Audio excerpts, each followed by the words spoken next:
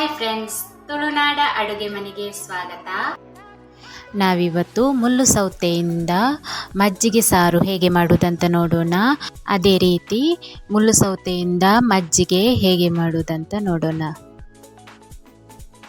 ಇದರಲ್ಲಿ ನೀರಿನ ಅಂಶ ಹೆಚ್ಚಾಗಿರುವುದರಿಂದ ಬೇಸಿಗೆ ಕಾಲದಲ್ಲಿ ಸೌತೆಕಾಯಿಯನ್ನು ಸೇವಿಸಿದ್ರೆ ತುಂಬಾ ಒಳ್ಳೆಯದು. ಸೌತೆಕಾಯಿ ಮಜ್ಜಿಗೆ ಸಾರನ್ನು ನಾವು ಅನ್ನದ ಜೊತೆಗೆ ಸೇವಿಸಬಹುದು, ತುಂಬಾನೇ ಚೆನ್ನಾಗಿರುತ್ತದೆ. ಮೊದಲಿಗೆ ಒಂದು ಮಿಕ್ಸಿ ಜಾರ್ ತಗೊಂಡು ಅದಕ್ಕೆ ಸಿಪ್ಪೆ ತೆಗೆದು ಸಣ್ಣಗೆ ಕಟ್ ಮಾಡಿಕೊಂಡಿರುವಂಥ ಮುಳ್ಳು ಸೌತೆಕಾಯಿಯನ್ನು ಹಾಕಿಕೊಳ್ಳಬೇಕು. ಮುಳ್ಳು ಸೌತೆಕಾಯಿ ತುಂಬ ಎಳತ್ತು ಇದ್ದರೆ ಸಿಪ್ಪೆ ಸುಲಿಯುವ ಅಗತ್ಯ ಇಲ್ಲ.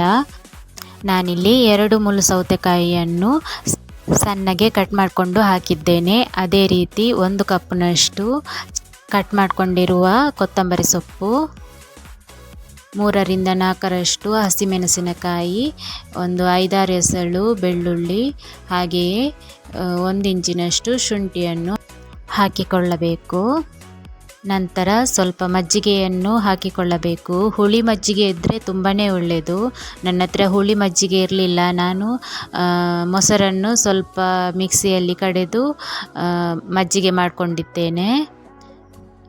ಹಾಗೆ ಮುಚ್ಚಳ ಮುಚ್ಚಿಟ್ಟು ನುಣ್ಣಗೆ ರುಬ್ಬಿಕೊಳ್ಳಬೇಕು.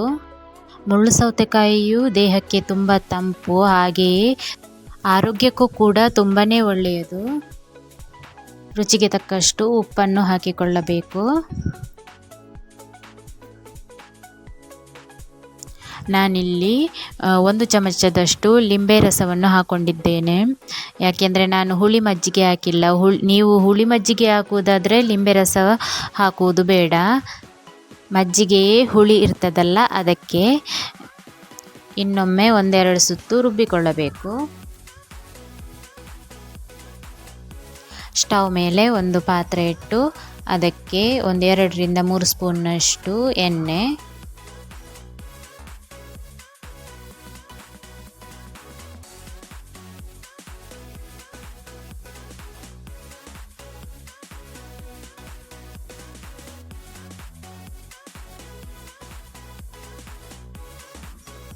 ಒಂದು ಸ್ಪೂನ್ನಷ್ಟು ಸಾಸಿವೆ ಹಾಕಿಕೊಳ್ಳಬೇಕು. ನಂತರ ಒಂದು ಅರ್ಧ ಸ್ಪೂನ್ನಷ್ಟು ಜೀರಿಗೆಯನ್ನು ಹಾಕಿಕೊಳ್ಳಬೇಕು.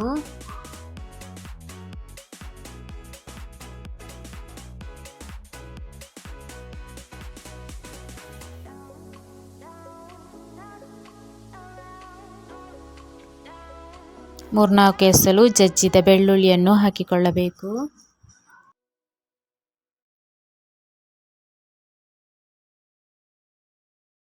ಹಾಗೆಯೇ ಕಟ್ ಮಾಡಿದಂತಹ 1-2 ಒಣಮೆಣಸನ್ನು ಹಾಕಿಕೊಳ್ಳಬೇಕು.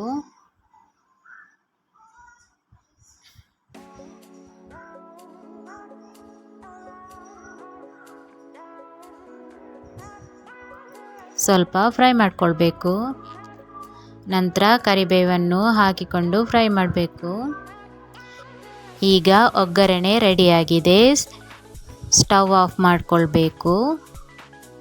ಸೌತೆಕಾಯಿ ಮಜ್ಜಿಗೆ ಸಾರನ್ನು ಕುದಿಸುವ ಅವಶ್ಯಕತೆ ಇರುವುದಿಲ್ಲ, ಹಸಿಯಾಗಿಯೇ ಸೇವಿಸ್ಬೋದು. ನಂತರ ನಾವು ರುಬ್ಬಿಟ್ಟುಕೊಂಡಿರುವಂತಹ ಸೌತೆಕಾಯಿ ಮಜ್ಜಿಗೆಯನ್ನು ಹಾಕಿಕೊಳ್ಳಬೇಕು. ನಿಮಗೆ ಸ್ವಲ್ಪ ದಪ್ಪ ಅಂತ ಎನಿಸಿದರೆ ಸ್ವಲ್ಪ ಮಜ್ಜಿಗೆಯನ್ನು ಹಾಕಿಕೊಂಡು ತೆಳು ಮಾಡ್ಬೋದು. ಉಪ್ಪು ಕಮ್ಮಿ ಅಂತ ಎನಿಸಿದರೆ ಸ್ವಲ್ಪ ಹಾಕಿಕೊಳ್ಳಿ.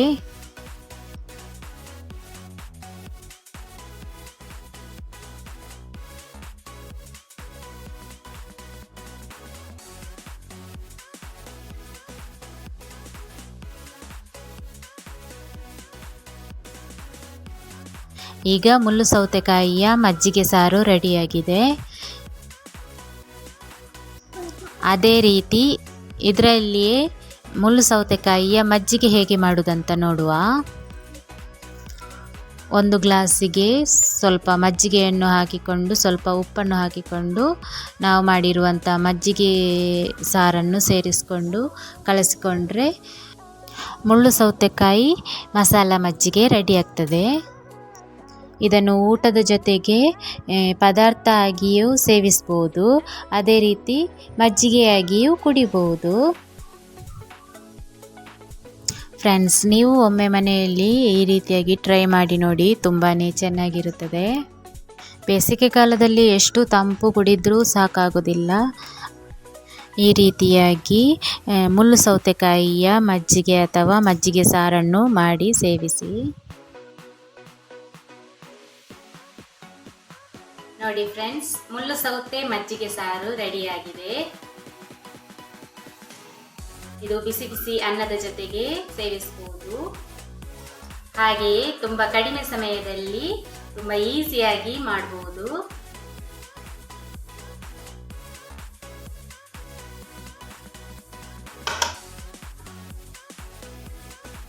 ಹಾಗೆಯೇ ಸೌತೆಕಾಯಿ ಮಜ್ಜಿಗೆ ಮಾಡಿದ್ದೇನೆ ನೋಡಿ.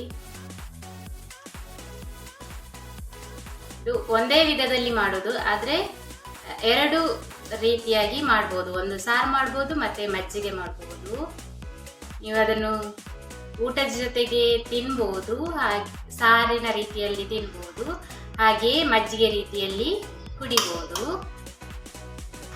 ಫ್ರೆಂಡ್ಸ್, ನನ್ನ ಈ ವಿಡಿಯೋಸ್ ನಿಮಗೆ ಇಷ್ಟ ಆದರೆ ಪ್ಲೀಸ್ ಲೈಕ್ ಮಾಡಿ, ಕಮೆಂಟ್ ಮಾಡಿ. ಹಾಗೆ ನನ್ನ ಚಾನಲನ್ನು ನೀವಿನ್ನೂ ಸಬ್ಸ್ಕ್ರೈಬ್ ಮಾಡಿಲ್ಲ ಅಂದರೆ ಸಬ್ಸ್ಕ್ರೈಬ್ ಮಾಡಿ, ಪಕ್ಕದಲ್ಲಿರುವ ಬೆಲ್ ಬಟನನ್ನು ಕ್ಲಿಕ್ ಮಾಡಿ, ಹಾಗೆಯೇ ಆಲ್ ಅಂತ ಕ್ಲಿಕ್ ಮಾಡಿ. ನಾನು ಹಾಕುವ ಎಲ್ಲ ವಿಡಿಯೋಸ್ನ ನೋಟಿಫಿಕೇಶನ್ ನಿಮಗೆ ಬರುತ್ತದೆ. ಹಾಗೆ ನಿಮ್ಮ ಫ್ರೆಂಡ್ಸಿಗೆ, ಫ್ಯಾಮಿಲಿಗೆಲ್ಲ ನನ್ನ ವಿಡಿಯೋಸ್ನ ಶೇರ್ ಮಾಡಿ, ಸಪೋರ್ಟ್ ಮಾಡಿ. Thank you.